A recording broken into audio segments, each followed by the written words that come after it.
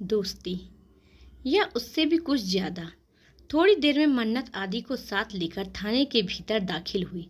जैसे ही अनु की नज़र आदि पर पड़ी, उसकी आंखें हैरानी से बड़ी हो गई। मन ही मन उसने कहा, क्या मन्नत इसी इंसान को लेकर मेरी मदद करने आई है? क्या मुझे वाकई इससे मदद लेनी चाहिए? वो यही सोच रही थी कि सामने वकील और मन्नत इंस्पेक्टर से बातचीत करने लगे। अनु दूर से ही देख रही थी कि आदि बड़ी संजीदगी से पुलिस से बात कर रहा है। करीब आधे घंटे की पूछताछ के बाद एक कांस्टेबल आया और लॉकअप का दरवाजा खोलते हुए बोला, आपको जमानत मिल गई है। यह सुनते ही अनु की आंखों में उम्मीद की चमक लौट आई। वह दौड़ती हुई बाहर निकली और सीधा मन्नत से लिपट गई। वह रोती जा रही थी और बार बार बस एक ही बात कह रही थी, थैंक यू मन्नत, तुमने आज मेरी ज़िंदगी बचा ली। मैं बता नहीं सकती कि मैं इस वक्त कितनी ज़्यादा खुश हूँ। मन्नत ने उसकी पीठ सहलाते हुए कहा, पागल हो गई हो क्या? हम दोस्त हैं और तुम थैंक यू क्यों कह रही हो? ये मेरा फ़र्ज़ था। जब मैं यहाँ आई थी तब तुमने भी तो मेरी मदद की थी। अब तुम फिक्र मत करो, सब ठीक हो जाएगा। इस झूठे केस की पूरी हकीकत आदि करवा रहे हैं और तुम पूरी तरह से बेगुनाह साबित होकर बाहर आओगी। अनु मन्नत से थोड़ा अलग होकर अब आदि की तरफ देखने लगी। थोड़ी हिचकी के साथ बोली, एक्चुअली मैं आपको ज़्यादा जानती नहीं। हमारी पहली मुलाकात में ही आपने मुझे किडनैप कर लिया था, तो आपकी एक अलग ही इमेज बन गई थी मेरे दिमाग में। लेकिन आज आप मेरे लिए किसी मसीहा से कम नहीं हैं। Thank you so much. आदि मुस्कुराते हुए बोला, कोई बात नहीं, मन्नत के लिए मैं कुछ भी कर सकता हूँ और तुम उसकी दोस्त हो, इसलिए सिर्फ तुम्हें जेल से नहीं, एक मुश्किल से निकालना है। अनु ने तुरंत पूछा, वैसे आप मन्नत के दोस्त हैं? क्योंकि जहाँ तक मैं जानती हूँ मेरे अलावा इसका कोई और दोस्त नहीं है। उसने अपनी फैमिली तक के बारे में नहीं बताया। यह सुनकर आदि एक पल के लिए मन्नत की ओर देखने लगा। मन्नत ने आंखों से कुछ इशारा किया और आदि ने बात को समझते हुए मुस्कुराकर जवाब दिया, तुम मुझे दोस्त या दोस्त से थोड़ा ज़्यादा भी समझ सकती हो। ये सुनते ही अनु ने शरारती मुस्कान के साथ मन्नत को देखा। मन्नत थोड़ी झिझकी, उसे समझ नहीं आया कि क्या रिएक्ट करे। तभी आदि ने बात बदलते हुए कहा, वैसे आज एक पार्टी में जाना है। मन्नत, क्या तुम पार्टी के लिए रेडी हो? आदि की बात सुनकर मन्नत थोड़ी चौंकी। उसके चेहरे पर उलझन साफ थी। नहीं आदि, मुझे तो याद ही नहीं कि हमने इसके बारे में कोई बात भी की हो, मन्नत ने धीमे स्वर में कहा।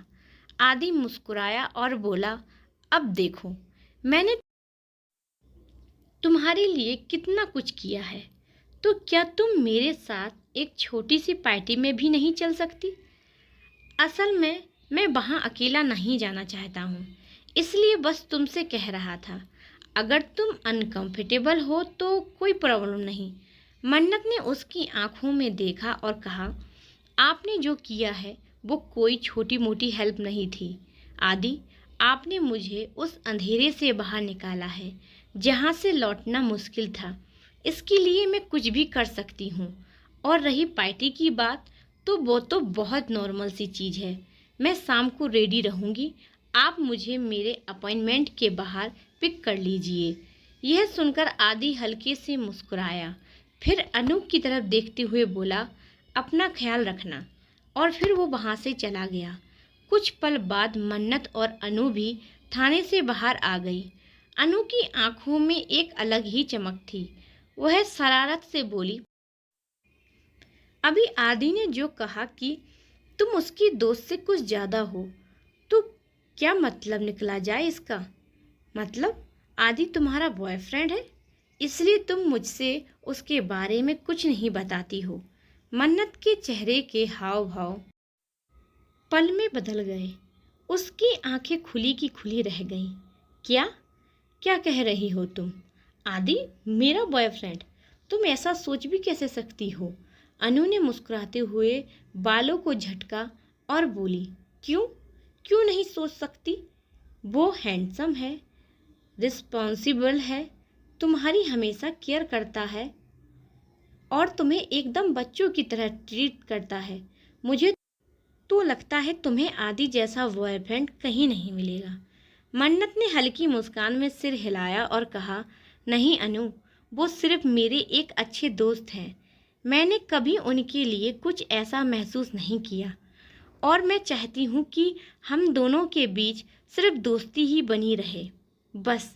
यह कहते हुए वह थोड़ा आगे बढ़ गई, लेकिन अनु की आवाज़ फिर से सुनाई दी, आई एम सॉरी मन्नत। उसके कदम रुक गए। वह पीछे मुड़ी और पूछा, अब यह सॉरी किस लिए? अनु की आंखों में इस बार आंसू थे। वह भर्राए स्वर में बोली, मैंने अपने बॉयफ्रेंड की वजह से तुम्हारे साथ बहुत गलत किया, मिसबिहेव किया और आज वह इंसान अब इस दुनिया में है ही नहीं। मन्नत ने एक पल में सारी नाराज़गी भुला दी। वह अनु के पास आई, उसे गले लगाते हुए बोली, मुझे पता है अनु, तुम अंदर से टूटी हुई हो, लेकिन मैं तुम्हारे साथ हूँ, हमेशा रहूँगी। और सच कहूँ, जो हुआ शायद अच्छा ही हुआ, क्योंकि वो इंसान तुम्हारे लायक था ही नहीं। अनु थोड़ी सख्ती से पीछे हटते हुए बोली, मन्नत, चाहे जो भी हुआ हो, तुम्हें ऐसा नहीं कहना चाहिए। उसके लिए मुझे पता है हमारा रिलेशन अच्छा नहीं था, लेकिन मैं उससे प्यार करती थी। मन्नत चुप हो गई, फिर धीमे से बोली, सॉरी अनु, मुझे ये सब पहले ही बता देना चाहिए था, पर मैं डर गई थी। तुम्हारे बॉयफ्रेंड ने उस रात मेरे साथ ज़बरदस्ती करने की कोशिश की थी। अगर मैं उस वक्त चौकन्नी ना होती तो शायद वो वाक्य अधूरा रह गया। मन्नत की आंखों में वो मंजर तैर गया।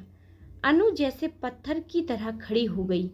उसने कांपती आवाज़ में पूछा, क्या क्या कहा तुमने? क्या सच में उसने?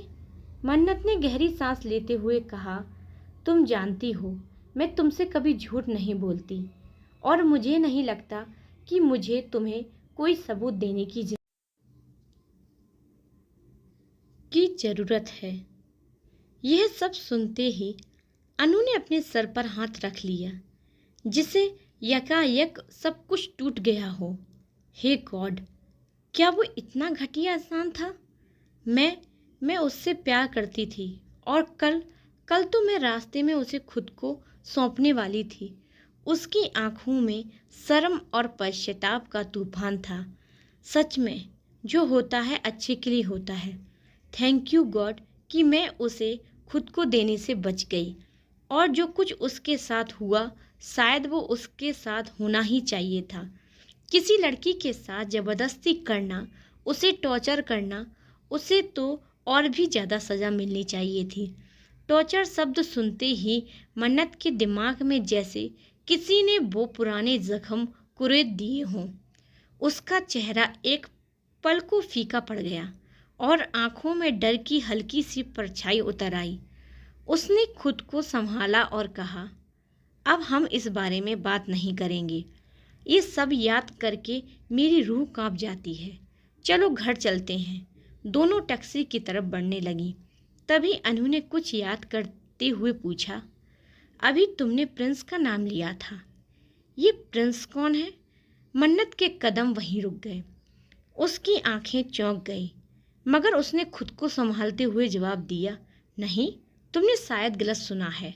और वो जल्दी से टैक्सी में जाकर बैठ गई। अनु भी उसके पीछे पीछे बैठ गई, लेकिन सवाल उसके मन में अब भी था। आदि का नाम तो मैं समझती हूँ, पर ये प्रिंस, तुम मुझसे कुछ छुपा रही हो ना मन्नत? मन्नत ने मुस्कुराते हुए बात टाल दी, छोड़ो ना, बहुत नींद आ रही है, घर चलते हैं। शाम होते होते अनु ने मन्नत को पार्टी के लिए तैयार करना शुरू किया। रेड सेमरी ड्रेस, हल्का ग्लेसी मेकअप और कर्ल किए हुए बाल। मन्नत ने खुद को शीशे में देखा और झेंपते हुए कहा, अनु, तुम्हें नहीं लगता कि तुमने कुछ ज़्यादा ही मेकअप कर दिया है? और ये ड्रेस, मैं ऐसे कैसे जाऊंगी? शर्म आ रही है यार। अनु ने उसकी बात पर मुस्कुराते हुए जवाब दिया, तू आज कमाल लग रही है। आदि अगर तुझे देखेगा ना तो सीधा प्रपोज कर देगा। मन्नत ने हैरानी से आंखें फैलाते हुए कहा, क्या? तू क्या कह रही है? मैं इतनी भी खूबसूरत नहीं हूँ। अनु ने प्यार से उसका माथा छुआ और बोली, तेरे अंदर जो मासूमियत है ना, वही तुझे सबसे अलग बनाती है। तभी मन्नत का फ़ोन बजा। आदि कॉल कर रहा था। लो, आ गया तुम्हारे प्रिंस चार्मिंग, नीचे इंतज़ार कर रहा है। जाओ अब अच्छे से एंजॉय करना। और हाँ, उस घटिया इंसान के बारे में सोचना भी मत। मन्नत मुस्कुराई। बाय, जल्दी लौटूंगी। नीचे अपॉइंटमेंट के बाहर आदि खड़ा था। जैसे ही उसकी नज़र मन्नत पर पड़ी, एक पल के लिए सब थम गया। मन्नत धीरे धीरे उसकी तरफ बढ़ी और शर्माते हुए बोली, पता नहीं अनु ने कैसी ड्रेस पहना दी है और इतना मेकअप कर दिया। मैं फनी तो नहीं लग रही हूँ ना? आदि ने मुस्कुराकर उसकी तरफ देखा और कहा, अगर फनी ऐसे दिखते हैं तो हर किसी को फनी ही होना चाहिए। मन्नत हंस पड़ी और दोनों गाड़ी की ओर बढ़ गए।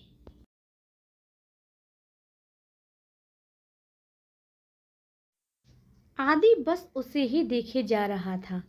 मन्नत थोड़ी असहज हो गई। उसने धीरे से पूछा, आदि, क्या मैं कार्टून लग रही हूँ? मेरी लिपस्टिक थोड़ी ज़्यादा तो नहीं लग रही है? और ये फाउंडेशन, ड्रेस भी कुछ ज़्यादा तो नहीं लग रही है ना? क्या मैं बदल लूँ?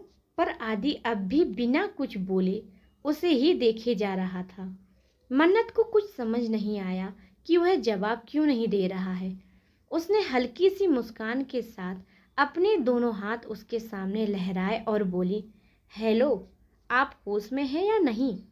आदि एकदम जैसे नींद से जागा हो, हड़बड़ी में बोला, आई एम सॉरी, तुमने कुछ कहा? मैं सुन नहीं पाया।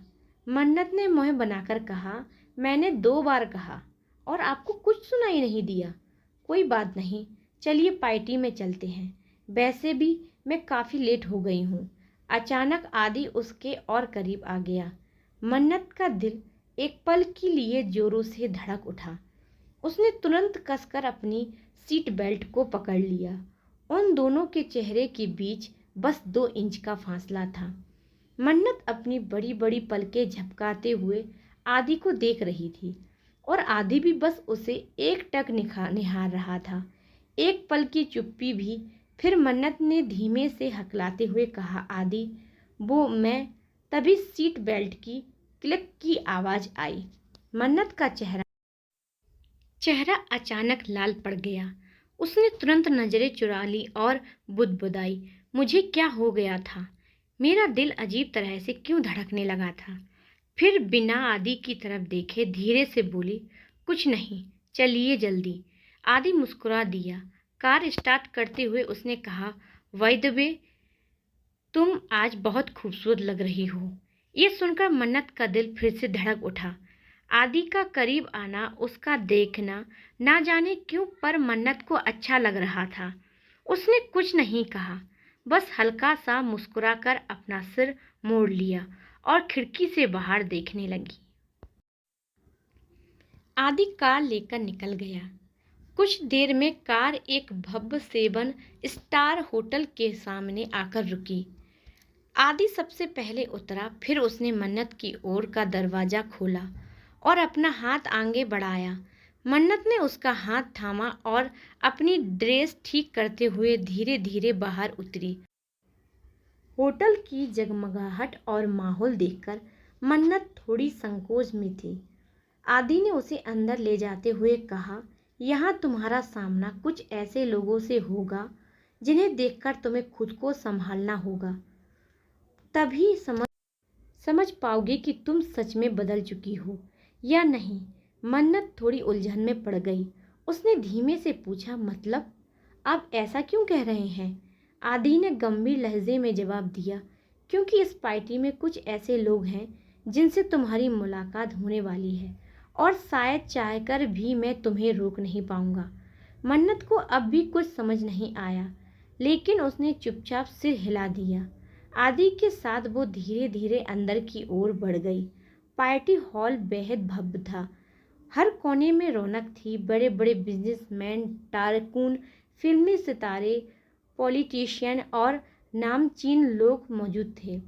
पार्टी के मैनेजर इस वक्त राम और सिया के साथ ड्रिंक एरिया में खड़े थे। मैनेजर मुस्कुराते हुए बोला, वाय द वे राम, तुम्हारा बेटा कब तक आएगा? मैं तो उसी का सबसे ज़्यादा इंतजार कर रहा हूँ। जिस तरह उसने हर प्रोजेक्ट में कमाल किया है, सब उसी के साथ काम करना चाहते हैं। मुझे कई लोगों ने उसके बारे में पूछा भी है। राम ने गेट की ओर देखते हुए कहा, मैं भी उसी का इंतजार कर रहा हूँ। पता नहीं कब तक आएगा, पर आएगा ज़रूर। इतने से पीछे से एक बहुत प्यारी सी आवाज़ आई, हेलो अंकल आंटी। सिया और राम दोनों एक साथ मुड़े। पीछे एक बेहद खूबसूरत लड़की खड़ी थी। काले रंग की आउटफिट में वो बेहद ही खूबसूरत और प्यारी लग रही थी, और प्यारी सी मुस्कान के साथ उसका चेहरा नन्हा और मासूम था, लेकिन उसकी आंखें आत्मविश्वास से भरी थी। सिया ने उसकी ओर बढ़ते हुए कहा, तुम ईशानी हो ना? ईशानी मुस्कुराई और बोली, तो आपको मेरे बारे में पता है। सिया ने उसकी ओर बढ़ते हुए प्यार से कहा, बेटा तुम तो फोटो से कहीं ज्यादा खूबसूरत हो हकीकत में। तभी राम ने कहा, बेटा तुम्हारे डैड तुम्हारे साथ नहीं आए? तभी पीछे से एक गंभीर लेकिन मुस्कुराती हुई आवाज आई, तो तुम्हें क्या लगा मैं अपनी बेटी को अकेले ही भेज दूंगा? राम ने पलटकर देखा तो वहां करण मेहरा खड़े थे। उन्हें देखकर राम ने मुस्कुराते हुए कहा, थैंक गॉड कि तुम भी आए हो, वरना मुझे लगा तुमने अपनी बेटी को अकेले ही भेज दिया है। इसके बाद वो दोनों ड्रिंक लेकर एक तरफ बात करने लगे। इधर सिया ईशानी से बड़ी आसानी से बात कर रही थी, लेकिन तभी उसका दिल अचानक से बेचैन होने लगा। उसने खुद से कहा, ये कैसी अजीब सी बेचैनी है, और वो भी बिना वजह। उसने यह सोचा ही था कि तभी उसकी नज़र गेट की तरफ चली गई, और जैसे ही उसकी नज़र वहां पड़ी, गेट से अंदर आती एक लड़की को देखकर सिया की आंखें फटी की फटी रह गई। उसके हाथ से वाइन का गिलास छूट गया और नीचे फर्श पर गिरते ही चटाक की आवाज आई। सिया के होठों पर बस एक ही नाम निकला, मन्नत।